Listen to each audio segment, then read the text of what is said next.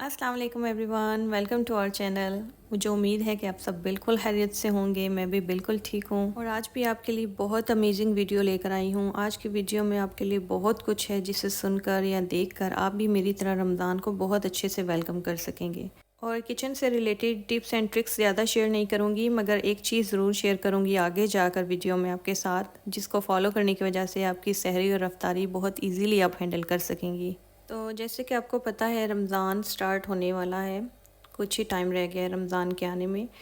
और सबको सब कुछ ही पता होता है, किचन से रिलेटेड या अपनी इबादत से रिलेटेड सब कुछ पता होता है, लेकिन फिर भी कुछ ऐसी चीज़ें होती हैं जिनको बार बार सुनने से हमारा ज़मीर जो है दोबारा बेदार हो जाता है।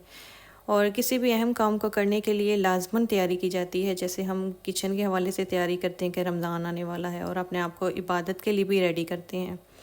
कोई भी काम जब हम तैयारी के बगैर करते हैं ना, तो उसमें वो लज्जत और वो मज़ा नहीं आता। और इसकी एग्ज़ाम्पल बिल्कुल ऐसे है कि जैसे इम्तिहान के आने से पहले हम तैयारी करते हैं, और अगर हम बग़ैर तैयारी के इम्तिहान दें तो उसका क्या नतीजा होता है वो भी हम जानते हैं। और अगर हम मामूली सा पास हो भी जाएं तो हमारी फ़ीलिंग ऐसी होती है कि अगर और अच्छी तैयारी करते तो ज़्यादा अच्छा नतीजा मिलता हमें। और ये भी एक हकीकत है कि दुनियावी ज़िंदगी के कामों के साथ साथ इबादत में भी यही असूल है तैयारी का, कि रमज़ान के आने से पहले ही अगर आप नमाज़ों में बेकायदगी करते हैं तो अभी से प्रैक्टिस शुरू कर दें, ताकि रमज़ान जैसे बरकत वाले महीने में हम अपनी कोई नमाज कज़ा ना करें, और उस बरकत वाले महीने में हम अपनी रूह को ताज़ा कर सकें और रमज़ान का सही मायनों में लुत्फ़ उठा सकें। तो हमें करना क्या है कि रमज़ान के आने से पहले ही, यानी अभी से ही, आप दो चीज़ों की तैयारी करना शुरू कर दें। एक है ज़हनी तैयारी, दूसरा है अमली तैयारी। ज़हनी तैयारी मतलब आप अपनी सोच को, अपने ध्यान को, अपने एहसासात जज़्बात को उसी तरफ मोड़ना शुरू कर दें, यानी इबादत की तरफ।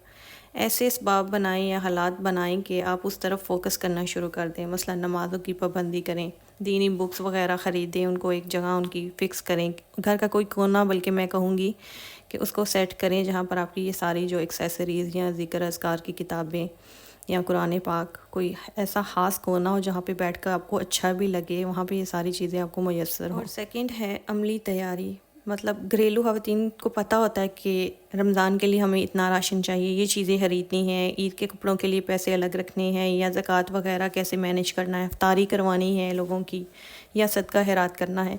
क्योंकि रमज़ान के महीने में ये सारी जो इबादत हैं ये सब अफजल हो जाती हैं और इनका सवाब डबल ट्रिपल होता है आपको। तो ये सारे मामलात आपको पहले ही डिस्कस कर लेने चाहिए घर के सरबराह से, या अगर आप खुद मैनेज करती हैं तो भी आपको ये सारे मामलात पहले से हैंडल कर लेने चाहिए। और ऐसे ही अपने किचन की सेटिंग कर लें, सहरी इफ्तारी के अतबार से टाइम टेबल शेड्यूल वगैरह बना लें, जितना ईजी कर सकें खुद को कर लें। और सबसे पहले मैं यहाँ पे कहूँगी कि अपने घर के जितने भी मसले हैं उनको धोकर खुशबू लगा कर रख लें। और यहाँ पर मुझे एक बात याद आ गई और मैं आपके साथ ज़रूर शेयर करना चाहूँगी, क्योंकि इस बात की मुझे इतनी खुशी है कि मैं बयान नहीं कर सकती। कि जब मैंने अपने बच्चों को नमाज़ सिखाई या नमाज की पाबंदी कराई, स्टार्टिंग से ही, जैसे ही उनकी एज हुई तब से ही, क्योंकि इसमें बिलाशुबा कोई शक नहीं है कि इसमें लाड वाली कोई बात नहीं है, तो तब से ही उनको एक एक नया मसला दिया कि ये आपके रूम में रहेगा, बिल्कुल सामने। बाकी वो घर के दूसरे मसले भी इस्तेमाल कर सकते हैं, मगर ये प्रॉपर उनके लिए हैं। तो एक दिन क्या हुआ कि काफ़ी मेहमान आए हुए थे घर पे। जब वो चले गए तो मुझे नमाज का टाइम हो रहा था, मसला ना मिले कोई भी। तो मैंने सोचा कि चलो अब इतना टाइम भी निकल जाएगा, नमाज का टाइम भी कम है, तो थकावट भी बहुत हो रही है, तो बेटे के कमरे से जाके लेके पढ़ लेती हूँ। सुबह हर चीज़ जगह पर ना प्रॉपर रख दूँगी। तो मैंने उसका मसला लिया, नमाज शुरू की। जब मैं सजदे में गई तो इतना सरूर आया। उसका रीज़न ये था कि उसने ऐन सजदे की जगह पर इतर छिड़का हुआ था, जो हम उसके लिए उम्रे से वापसी पे लेके आए थे ना, एज़ अ गिफ्ट।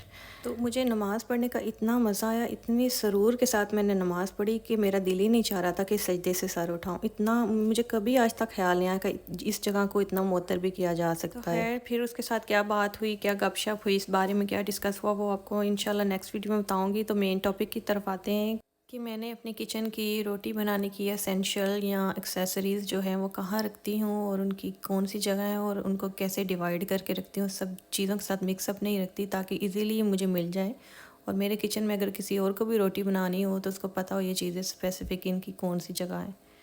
और किचन में इतने ज़्यादा कैबिनेट्स होने की वजह भी यही होती है कि आप हर चीज़ को उसकी प्रॉपर जगह दें। और जगह भी वहाँ बनाएं कि आपको स्टव के बिल्कुल करीब, यानी आपके चूल्हे के बिल्कुल पास आप इसकी कोई जगह ऑर्गेनाइज़ करें, वहाँ पे ये सारे एसेंशियल रखें ताकि आप फटाफट निकालें और फटाफट रोटी बना लें।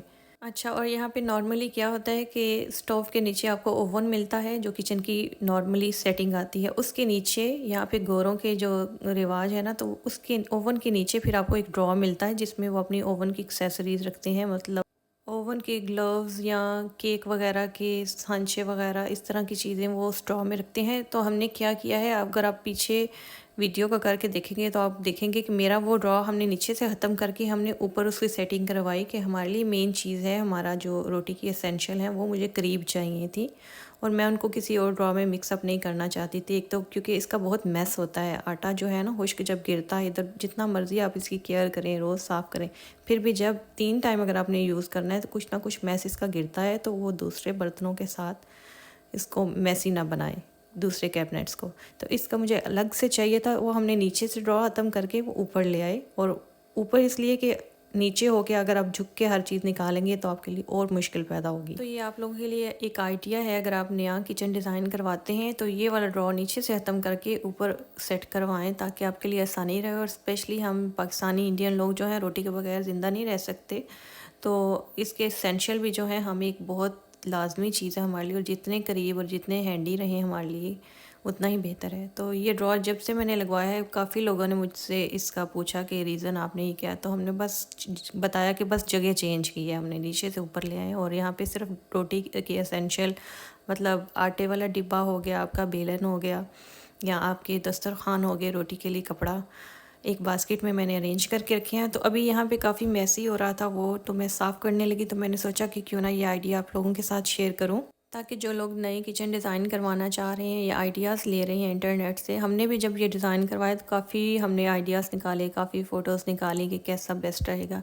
तो इसलिए ये आइडिया आपके साथ मैंने शेयर किया कि आप लोगों के लिए आसानी रहेगी, स्पेशली हम एशियन लोगों के लिए। तो आइडिया शेयर करने का मकसद यही था कि इसको वहाँ जगह दें जहाँ चूल्हा इसके बिल्कुल करीब हो, आपके लिए भी आसानी हो, और वैसे भी इनका चोली दामन का साथ है तो इनको करीब करीब ही रखें ताकि ये आपके लिए भी आसानियाँ पैदा करें। और सेकंड ये देखें कि आपके लिए कितनी आसानी हो जाएगी अगर सहरी में आप पराठे बनाते हैं, अफ्तारी में भी रोटी चाहिए होती है हमारी, तो दोनों जो टाइम है ना रोटी और पराठे के बगैर नहीं निकलते, तो आपके लिए कितना ईजी हो जाएगा कि आपने फटाफट से निकाला और पराठे बनाए।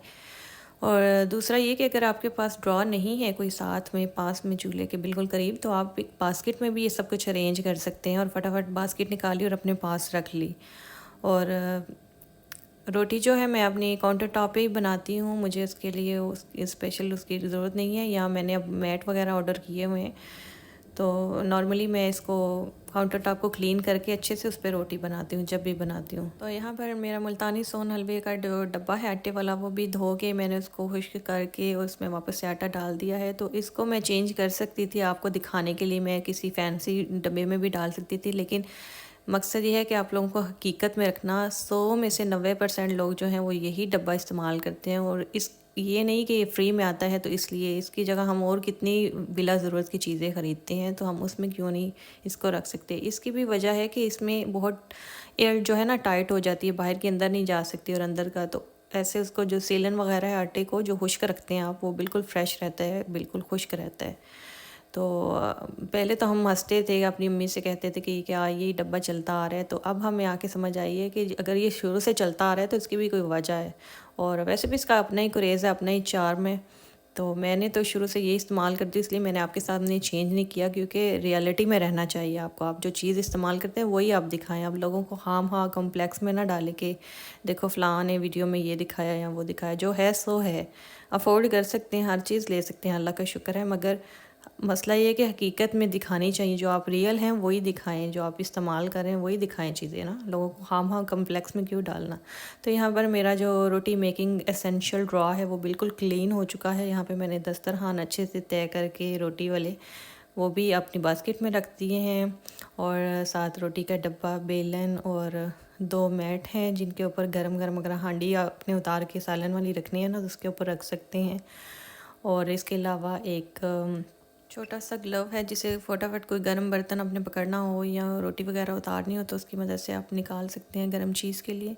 तो वो एक अदद रखा है। गैर ज़रूरी चीज़ें ना रखें इसमें, ऑयल वगैरह इसमें ना रखें। ऑयल के लिए एक अलग से ड्रॉ है जो शायद आपको साथ में नज़र आ रहा है, उसका भी किसी दिन मैं आपके साथ शेयर करूँगी। तो आई होप कि आपको आज की वीडियो बहुत अच्छी लगी होगी। लाइक कर दीजिएगा और इंशाल्लाह नेक्स्ट इन्फॉर्मेटिव वीडियो के साथ आऊँगी। तब तक के लिए अल्लाह हाफिज़।